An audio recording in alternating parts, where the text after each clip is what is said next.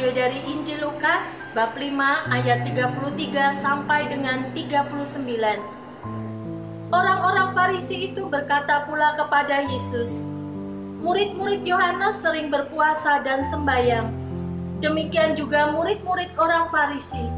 Tetapi murid-muridmu makan dan minum." Jawab Yesus kepada mereka, "Dapatkah sahabat mempelai laki-laki disuruh berpuasa, sedang mempelai itu bersama mereka? Tetapi akan datang waktunya, apabila mempelai itu diambil dari mereka. Pada waktu itulah mereka akan berpuasa." Ia mengatakan juga suatu perumpamaan kepada mereka. Tidak seorang pun mengoyakkan secari kain dari baju yang baru untuk menambalkannya pada baju yang tua. Jika demikian, yang baru itu juga akan koyak, dan pada yang tua itu tidak akan cocok kain penambal yang dikoyakkan dari yang baru itu.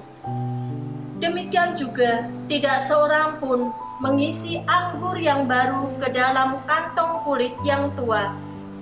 Karena jika demikian, anggur yang baru itu akan mengoyakkan kantong itu, dan anggur itu akan terbuang dari kantong itu pun hancur. Dan tidak seorang pun yang telah minum anggur tua ingin minum anggur yang baru, sebab ia akan berkata, "Anggur yang tua itu baik," tetapi anggur yang baru harus disimpan dalam kantong yang baru pula. Demikianlah sabda Tuhan. Terpujilah Kristus. Bapak, Ibu, saudara-saudari, serta anak-anak yang terkasih, salam veritas. Salam veritas, semangat perubahan, semua untuk Tuhan. Bagaimana kabarnya hari ini? Semoga kita semua dalam keadaan sehat, bahagia, dan sukacita selalu. Bapak, Ibu, saudara-saudari, serta anak-anak yang terkasih, dalam kehidupan sebagai orang beriman, terus-menerus mengalami pembaruan dalam hidup. Hal-hal yang sepele dan sifatnya tambahan harus ditinggalkan agar kita menemukan apa yang asli dan menjadi tujuan kehidupan kita di dunia ini. Perlu terus-menerus mengkaji kembali apakah tawaran dan ajaran Yesus tetap menyentuh dan mengena hati kita di zaman sekarang ini.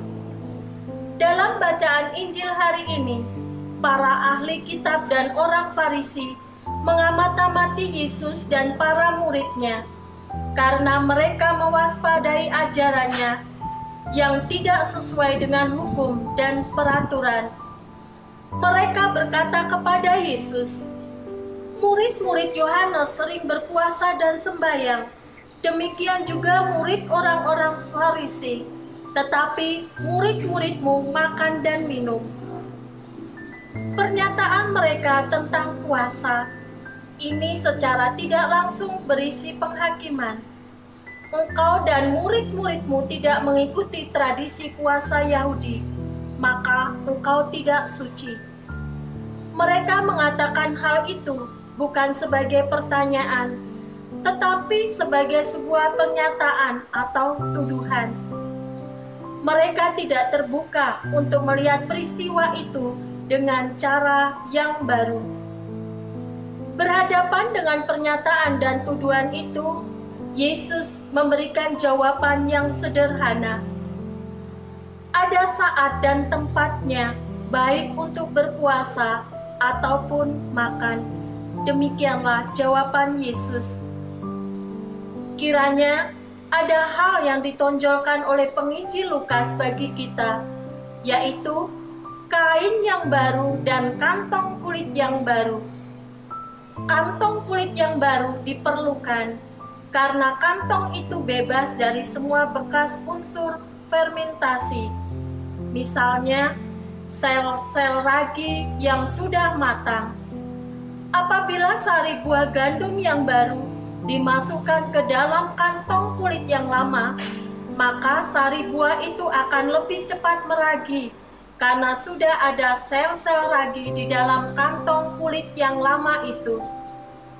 Fermentasi yang terjadi dengan demikian akan merusak baik sari anggur yang baru maupun kantong kulitnya.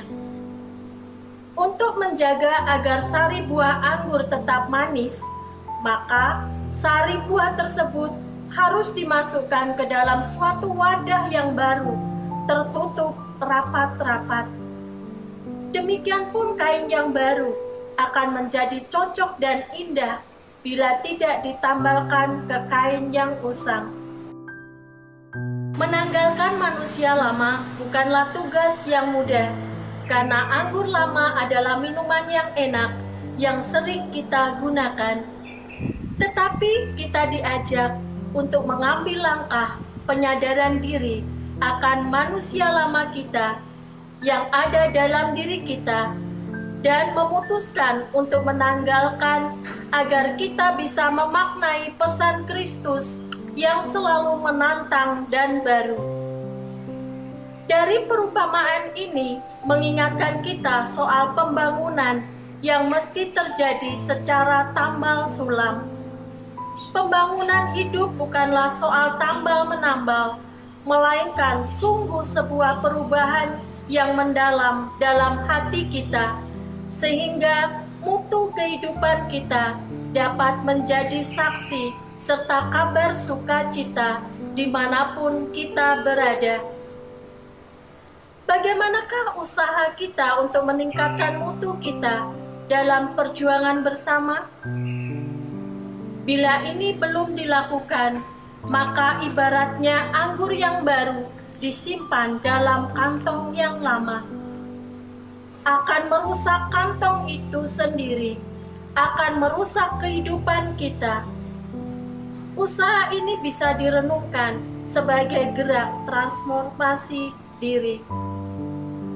Seperti halnya telur menjadi kupu-kupu, lalu berubah menjadi kepompong, dan kepompong akhirnya bisa menjadi kupu-kupu. Nah, demikian pula kehidupan kita di dunia ini. Dalam bacaan Injil hari ini, kita diingatkan dan disegarkan dalam kehidupan ini. Haruslah kita mengalami transformasi hati menuju kesempurnaan dalam Kristus. Akhirnya kita dapat menemukan sukacita, damai, dan kasih.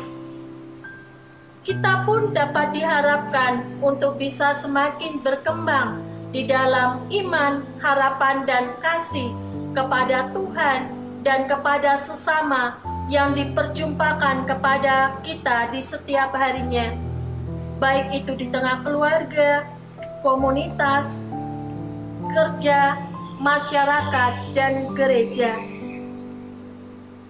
Pertanyaan refleksi bagi kita semua: apakah kita mau dan mampu untuk mentransformasi hati kita sehingga kita dapat bertumbuh di dalam iman, harapan, dan kasih kepada Tuhan dan kepada sesama, sehingga membentuk pribadi kita menjadi pribadi yang baik, menjadi pribadi yang utuh, cerdas, cinta, kebenaran, sebagaimana teladan Bapa Santo Dominikus.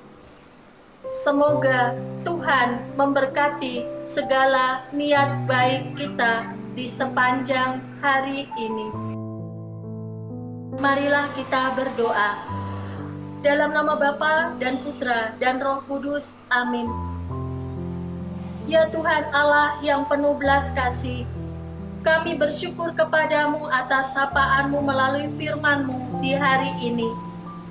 Firman-Mu adalah pelita langkah bagi hidup kami. Kami mohon penerangan Roh Kudus-Mu di dalam hati kami masing-masing, supaya kehadiran kami dapat membawa warta sukacita yang bersumber daripada-Mu sendiri, dan kami pun semakin berkembang di dalam iman, harapan, dan kasih kepadamu dan kepada sesama dimanapun kami berada. Doa ini kami haturkan kehadirat-Mu dengan perantaraan Kristus Tuhan dan pengantara kami. Amin. Kemuliaan kepada Bapa dan Putra dan Roh Kudus, seperti pada permulaan, sekarang, selalu, dan sepanjang segala abad. Amin. Santa Maria dan Santo Dominikus, doakanlah kami. Amin. Dalam nama Bapa dan Putra dan Roh Kudus. Amin.